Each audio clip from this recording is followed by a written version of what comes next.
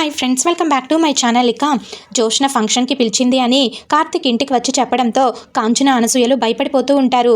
మళ్ళీ ఆ జోష్న ఏం ప్లాన్ చేసిందో ఏంటో అని కంగారుగా అంటూ ఉంటే, అలాంటిదేం ఉండదులే అమ్మా, నువ్వేం టెన్షన్ పడుకో అని ఇక కార్తిక్ చెప్పడంతో దాంతో కాంచన నమ్మకంగా ఆ జోష్నకు మాట్లాడడమే రాదు, దానివల్ల నా వాళ్ళతో నేను గొడవ పడే పరిస్థితి వస్తుంది అని చెప్పి ఇక బాధపడిపోతూ ఉంటుంది.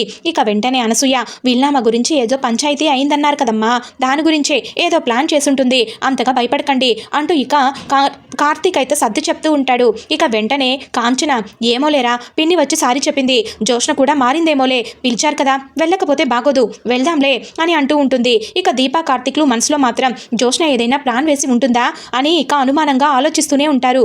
ఇక ఇది ఇలా ఉండగా మరొక వైపు కాశీ కీస్ కావేరికి ఇచ్చేసి, నా డ్యూటీ అయిపోయింది వెళ్తానత్తయ్య అని అంటూ ఉంటాడు. భోజనం చేసి వెళ్ళండి అల్లుడు గారు అంటూ ఉంటే కావేరి, వద్దత్తయ్య, నాకు సాయం చేయగలరా అని అడుగుతూ ఉంటాడు కాశీ. ఏంటి అల్లుడు అని ఇక అడుగుతూ ఉంటుంది కాంచన. వెంటనే కావేరితోటి కాశీ చాలా ఎమోషనల్ అయిపోతూ, అత్తయ్య, చిన్నప్పటి నుంచి నేను నాన్న తప్ప ఇంట్లో ఎవ్వరూ ఉండేవారు కాదు, దాంతో నాకు ఆడవాళ్ళ మనసు అర్థం కాకుండా పోయింది, నాకు స్వప్నతో మాట్లాడి కన్విన్స్ చేయాలని ఉంది, కానీ ఎలా మాట్లాడాలో తెలియటం లేదు, ఎంతసేపు నాకు నువ్వు కావాలి అని చెప్పగలుగుతున్నాను, కానీ నేను తనకి ఎందుకు కావాలో చెప్పలేకపోతున్నాను అత్తయ్య, నేను తన మీద ప్రేమను మోస్తున్నాను, కానీ తనకి అది తెలియటం లేదు, తెలిసేలాగా మారేలాగా చేయాలత్తయ్య అని చెప్పి ఇక కాశీ అక్కడి నుంచి వెళ్తూ ఉంటాడు. అప్పుడే కాశీ అని పిలుస్తూ ఉంటుంది స్వప్న అక్కడికి వస్తుంది. ఇక స్వప్న పిలవడంతో ఇక కాశీ అయితే హవాక్ అయిపోయి ఇక నవ్వుతూ మాట్లాడుతూ ఉంటాడు. కాశీ, రేపు మార్నింగ్ కాస్త ఎర్లీగా వస్తావా అని చెప్పి కనడంతో ఇక అప్పుడే అక్కడికి శ్రీధర్ దాసు కూడా వస్తారు. కాశీ వెనక్కి తిరిగి స్వప్న ఏం చెప్తుందా అని చూస్తూ ఉంటాడు. ఇంతలో కాశీ, ఎందుకు స్వప్న, కాశీ రేపు ఎందుకు త్వరగా రావాలి అని అడుగుతూ ఉంటుంది.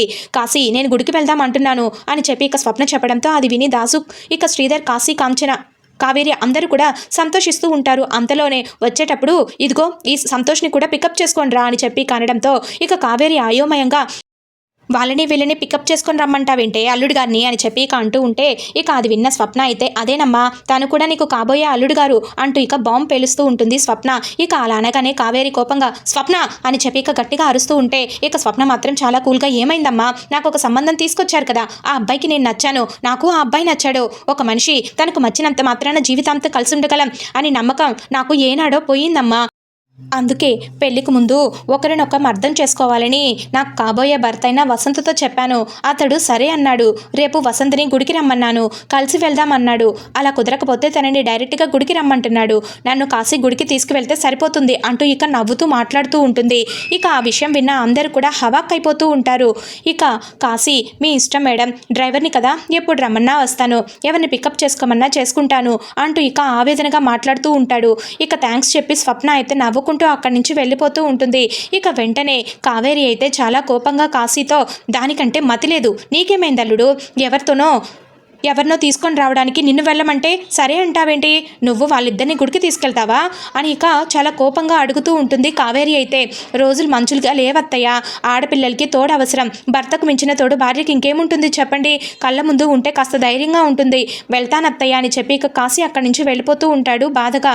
ఇక కాశీ పరిస్థితి చూసి కావేరితో పాటు అలాగే దాసు, శ్రీధర్ అందరూ కూడా జాలిపడుతూ ఉంటారు. ఏంటండి ఇది ఇలా ప్రవర్తిస్తుంది, ఇంత మంచివాడిని మన అమ్మాయి ఎలా దూరం చేసుకోవాలి అనుకుంటుంది అని చెప్పి ఇక కావేరి ఆవేదనగా శ్రీధర్తో అంటూ ఉంటే, నీ కంటికి కనిపించినా మంచి నీ కూతురి కంటికి కనిపించట్లేదులే అని చెప్పి ఇక అంటూ ఉంటాడు శ్రీధర్. ఇక అక్కడే ఉన్న దాసు అయితే చాలా బాధగా, బావ కరెక్ట్గానే చెప్పాడు చెల్లమ్మ, మనం వాడిని అర్థం చేసుకున్నాం, కానీ స్వప్న అర్థం చేసుకోవడానికి ఇంకా టైం పడుతుంది అని అంటూ ఉంటాడు. ఇక వెంటనే శ్రీధర్, అంతవరకు మనం ఎదురు చూడాల్సిందే అని చెప్పి కనడంతో వాళ్ళ మాటలు విన్న కావేరి కంగారుగా, మరి పెళ్ళంటుంది కదండి అని చెప్పి ఇక కావేరి అడగగానే శ్రీధర్ బాధగా, ఏది ఎలా జరగాలని రాసిపెట్టుంటే అలా జరగని, నేనైతే నా కూతురి ఇష్టాన్ని వ్యతిరేకంగా ఏమీ చేయలేను అని అంటూ ఉంటాడు. ఇక ఆ మాటలు విన్న దాసు అయితే ఇక హవాక్ అయిపోయి ఇక మనసులో బాధగా, బావ వరుస చూస్తుంటే వసంతతో స్వప్న పెళ్లి చేసేలా ఉన్నాడే, కాశీ గారిని స్వప్నతో మాట్లాడమని చెప్పాలి అని చెప్పి ఇక కంగారు పడిపోతూ ఉంటాడు. ఇక ఇది ఇలా ఉండగా దీపకు కాల్ చేస్తూ ఉంటుంది జోష్న. అప్పుడే అక్కడికి వచ్చిన కార్తిక్, ఏంటి ఫోన్ ఈ టైంలో ఎవరు చేశారు, నా మరదలు చేసిందా అని చెప్పి అడుగుతూ ఉంటే, స్పీకర్ ఆన్ చేసి మాట్లాడు దీప అని అనడంతో, నేను మాట్లాడతాను, నువ్వు మాత్రం సైలెంట్గా ఉండు అని ఇక చెప్తూ ఉంటుంది. ఇక దీప అయితే ఫోన్ చేసి, హలో ఎవరు అని చెప్పి ఇక అడుగుతూ ఉంటుంది. ఏంటి నన్నే మర్చిపోయావా, నేను జోష్నని, మా ఇంట్లో ఫంక్షన్ ఉంది, నువ్వు తప్పకుండా రావాలి, నువ్వు నాకు చాలా స్పెషల్ అంటూ ఇక జోష్న మాట్లాడుతూ ఉంటుంది. తప్పకుండా వస్తాను అని చెప్పి ఇక దీప చెప్పడంతో నీ ఇంటికి నువ్వు రాకుండా ఎలా ఉంటావులే అని చెప్పి ఇక జోష్న వెటకారంగా షాక్ అయ్యే విధంగా మాట్లాడుతూ ఉంటుంది దీపతోటి.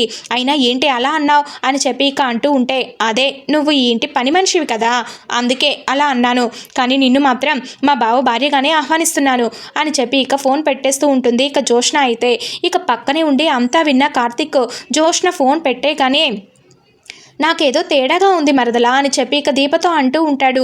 నీ ఇంటికి నువ్వు రాకుండా ఎలా ఉంటావు అని అంది. చూసావా, అలాంటి మాట జోష్న నోటి నుండి వచ్చిందంటే తనకు ఏదో ఖచ్చితంగా తెలిసింది దీప, రేపు పార్టీలో ఏదో జరగబోతుంది, జోష్న ఏదో ప్లాన్ వేస్తుంది అని చెప్పి ఇక అనుమానంగా అంటూ ఉంటాడు ఇక దీపతోటి. ఇక దీప కూడా ఆలోచనలో పడిపోతూ ఉంటుంది. ఇక జోష్న అయితే చాలా కూల్గా మనసులో దీపతో ఆ మాట నీ ఇంటికి నువ్వు రాకుండా ఎలా ఉంటావులే అని కావాలనే అన్నాను, ఈ మాట బావ విని ఉంటే ఖచ్చితంగా నా ప్లాన్ ఏదో ఉందని కనిపెట్టేసేవాడు అని అనుకుంటూ ఉంటుంది. ఇంతలో పారు ఒసై జోష్న అంటూ ఇక పిలుస్తూ దగ్గరకైతే వస్తూ ఉంటుంది. ఇక జోష్న ఏంటి గ్రాని అని చెప్పి ఇక అంటూ ఉంటే, అవును దీపక్ కాల్ చేసావా, పిలిచావా రేపు పార్టీకి లేదా అని చెప్పి ఇక అడుగుతూ ఉంటుంది అనుమానంగా. ఇదిగో ఇప్పుడే కాల్ చేసి స్పెషల్గా పిలిచాను, రేపు పార్టీలో తనే స్పెషల్ కదా అని జోష్న అనడంతో ఇక మనసులో నవ్వుకుంటూ ఉంటుంది. ఇక గుడ్, దీపను పిలిచినందుకు, దీపను స్పెషల్గా పిలిచావంటే మంచి పని చేసావు, లేదంటే నిన్ను ఉతికారేసి ఉండేదాన్ని, ఏమనుకుంటున్నావో, దీప చాలా స్పెషల్ ఏంటి రేపటి పార్టీలో అని చెప్పి ఇక మురిసిపోతూ అక్కడి నుంచి వెళ్ళిపోతూ ఉంటుంది పారు. అయితే ఇక జోష్నకి మాత్రం ఏం అర్థం కాదు, ఏంటి గ్రాని ఇలా తయారైంది అని చెప్పి ఇక తల కొట్టుకుంటూ ఉంటుంది. అసలు ఈ గ్రానికి ఏమైందో ఏంటో, ఎప్పుడు ఎవరిని స్పెషల్గా చూస్తుందో అర్థమే కావట్లేదు, దీప తనకి ఎందుకు ఇంత స్పెషల్ ఏమోలే, ఒకటి మాత్రం పక్క, గ్రాని రేపు ఈ పాటికి శత్రు శేషం మిగలకుండా చేసేస్తాను, గుడ్ నైట్ ఎందుకే ఇదే నీకు ఆఖరి రాత్రి అని చెప్పి ఇక నవ్వుకుంటూ ఉంటుంది తనలో తాను. ఇక మరునాడు శివనారాయణ ఇంట్లో పార్టీ సందడి అయితే మొదలవుతూ ఉంటుంది. పారు అందంగా రెడీ అయ్యి ఇంతకాలం ఈ నానమ్మ కోపాన్ని చూసింది దీప, ఇక ప్రేమనే చూడబోతుంది అంటూ ఇక కిందకి నడవబోతూ ఉంటే ఇక జో కూడా రెడీ అయ్యి గ్రాని నీతో ఒక విషయం చెప్పాలి అంటూ ఇక ఆపుతూ ఉంటుంది. ఇక జో అలా అనగానే పారు నేనంత ఖాళీగా లేనులేవే, దీప వాళ్ళు వచ్చే టైం అయింది, వెల్కమ్ పలకాలి అంటూ ఇక పరిగెత్తుకుంటూ వెళ్తూ ఉంటుంది. ఇక గ్రాని అని చెప్పి ఇక జోష్ని ఎంత గట్టిగా అరిచినా కూడా హే పని చూసుకోవే అని చెప్పి ఇక పారి అక్కడి నుంచి వెళ్ళిపోతూ కిందకైతే నడుస్తూ ఉంటుంది. ఇక రాత్రి నుంచి గ్రానీలో చాలా తేడా వచ్చింది, ఏంటి ఈ మార్పుకి అర్థమయ్యింటి, ఏమైంది గ్రానికి అని చెప్పి ఇక ఆలోచనలో పడిపోతూ ఉంటుంది ఇక జోష్న. అయితే ఇక పార్టీ ఏర్పాట్లు అయితే జోరుగా సాగుతూ ఉంటాయి. ఇక శివనారాయణతో దాసు మాట్లాడుతూ ఉంటాడు. కంగారుగా వచ్చిన పారు దాసు ఎంతసేపు అయిందిరా వచ్చి అని చెప్పి ఇక పలకరిస్తూ ఉంటుంది.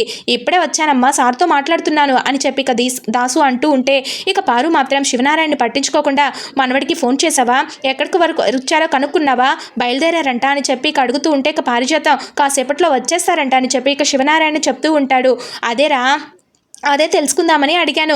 ఇక వెంటనే పారిజాతం వైపు అనుమానంగా చూస్తూ ఉంటాడు ఇక శివనారాయణ. రాత్రి నుంచి చూస్తున్నాను, ఎందుకంత హడావిడి చేస్తున్నావు, వాళ్ళ ఇంటికి వస్తేనే సరిగ్గా పట్టించుకోవు, ఈరోజు ఎందుకు వాళ్ళ రాక కోసం అంత ఆరాటపడుతున్నావు. వెంటనే దాసు కవర్ చేస్తూ మా అమ్మ ఎప్పుడు అంతే సార్, కొన్నింటికి ఎందుకు హడావిడి చేస్తుందో తనకే తెలియదు అని ఇక అంటూ ఉంటాడు. ఇక శివనారాయణ మాత్రం అనుమానంగా సుమిత్రకు ఆపరేషన్ జరిగిన రోజు కళ్ళు తిరిగి పడిపోయిన దగ్గర నుంచి నీ ప్రవర్తన కాస్త తేడాగా ఉంది దాసు అని చెప్పి ఇక అంటూ ఉంటే అలాంటిదేం లేదులేండి అని అంటూ ఉంటుంది పారు. ఇక వెంటనే శివనారాయణ ఒక విషయం గుర్తుపెట్టుకో పారిజాతం, మనవరాలు వాళ్ళ అమ్మ కోసం ఏదో పార్టీ ఏర్పాటు చేసింది, మన వాళ్ళతో పాటు స్నేహితులు కొందరు బంధువులు అందరూ కూడా భోజనానికి వస్తున్నారు, నీ వైపు నుంచి ఏ తేడా జరగడానికి వీల్లేదు, అర్థమైందా అని చెప్పి ఇక గట్టిగా వార్నింగ్ ఇస్తాడు శివనారాయణ. ఇక అందరూ కూడా అక్కడి నుంచి వెళ్తారు. ఇక పారు మాత్రం ఇక పారిజాతం శివనారాయణ అటు వెళ్ళగానే ఇక దాసుని పక్కకు లాగి ఆయన ఎప్పుడూ అంతేలేరా, ఆయన మాటలు పట్టించుకోకు, ఒకసారి మనవడికి కాల్ చేసి మనవరాల్ని తొందరగా తీసుకొని రమ్మని చెప్పు, ఎక్కడున్నారో కనుక్కో అని చెప్పి ఇక అంటూ ఉంటే ఇక అదంతా చూసిన దాసు అయితే దీన్నే ఓవర్ యాక్షన్ అంటారమ్మా, నీకు అనవసరంగా నిజం చెప్పాను, నువ్వు అత్యుత్సాహంతో దొరికిపోయేలా ఉన్నావు అంటూ ఉంటాడు కంగారుగా. ఇక పారు మాత్రం బిల్డప్ కొడుతూ నేను దొరకనరా, నాకు అసలే నా మనవరాలు దీప అని తెలిసాక మొదటిసారి తను మన ఇంటికి వస్తుంది, మర్యాదలో అదిరిపోవాలంటూ అక్కడి నుంచి వెళ్ళిపోతూ ఉంటుంది.